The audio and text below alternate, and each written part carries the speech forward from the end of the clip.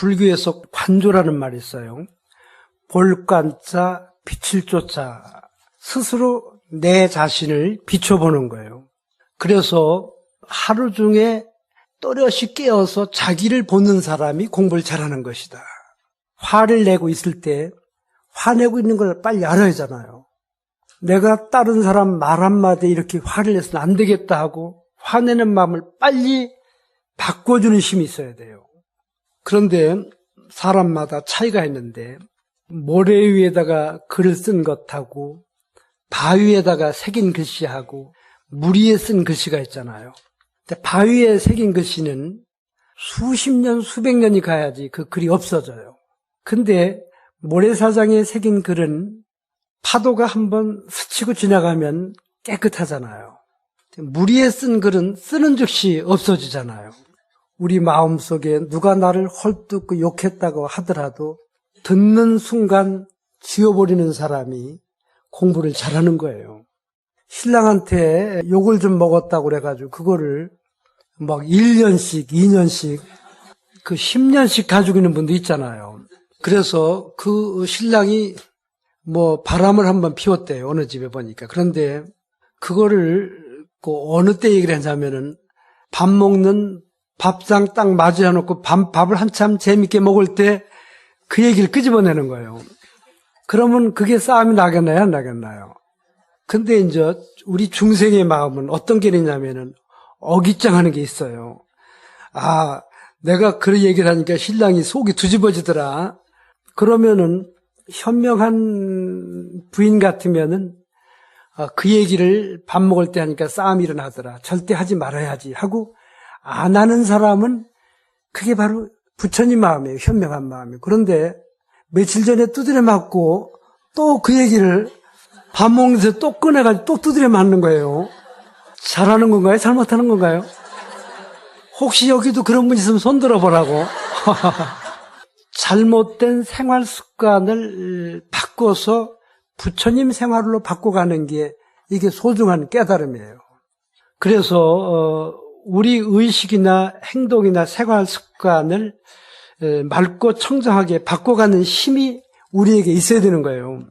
산에 가면은 소나무도 있고 잣나무도 있고 또 부산에는 동백나무가 있어요. 그런데 사철 푸른 나무예요. 가을이면은 이렇게 붉게 단풍이 물들어서 떨어져서 낙엽이 되는데 소나무, 대나무는 사철 푸르잖아요. 한번 소나무하고 대나무한테 물어봤어요. 소나무야, 또 잣나무야, 어떻게 너는 사철 그렇게 푸른 모습을 간직할 수 있냐고 물어보니까 소나무가 뭐라고 대답하냐면, 스님, 제가 가만히 있는 것 같지만은 저는 꾸준하게 정진을 하고 있기 때문에 그래요. 잎새 하나가 잘못되면 바로 그 잎새를 땅으로 보내고 그 자리에 새로운 잎새를, 초록색 잎새를 탄생시키기 때문에 그렇지, 그게 그때그때 잘못된 것을 바꾼다는 거예요. 그러니까 사철 푸른 소나무가 될 수 있다고 이야기한 것처럼 소나무한테 배워야 돼요? 안 배워야 돼요? 그때그때 바꿔야 돼요? 안 바꿔야 돼요? 바꿔야 돼요. 골질하는 습관 있잖아요. 그렇죠? 좋아요? 안 좋아요? 안 좋잖아요. 또 가끔 보면은 평상시는 또 잘 하시다가 밥상만 받으면은 투박을 하는 분이 있나요? 없나요? 뭐 찌개가 식었느니 뭐니 막 투박하는 경우도 있잖아요. 그런데 행복한 마음으로 밥상을 받고 음식을 먹는 것도 행복하게 먹어야 돼요. 그 행복을 느끼는 사람에게 행복이 오는 거예요. 작은 것에 만족하고 기뻐하는 사람은 참 행복하잖아요. 그러기 위해서는, 우리가 부처님 세계에 가기 위해서는 보고 듣고 느끼는 견해가 맑고 청정해야 돼요. 똑같이 보지만 부처님의 안목으로 봐야 돼요. 그걸 여여하게 본다고 하는 거예요. 한 번만 따라할까요? 여여하게 보고, 여여하게 듣고, 여여하게 행동하라. 그 여여라는 건 같고 같다. 가식이나 꾸밈이 없이 보고 가식이나 꾸밈이 없이 듣고 꾸밈 없이 행동한다는 거예요.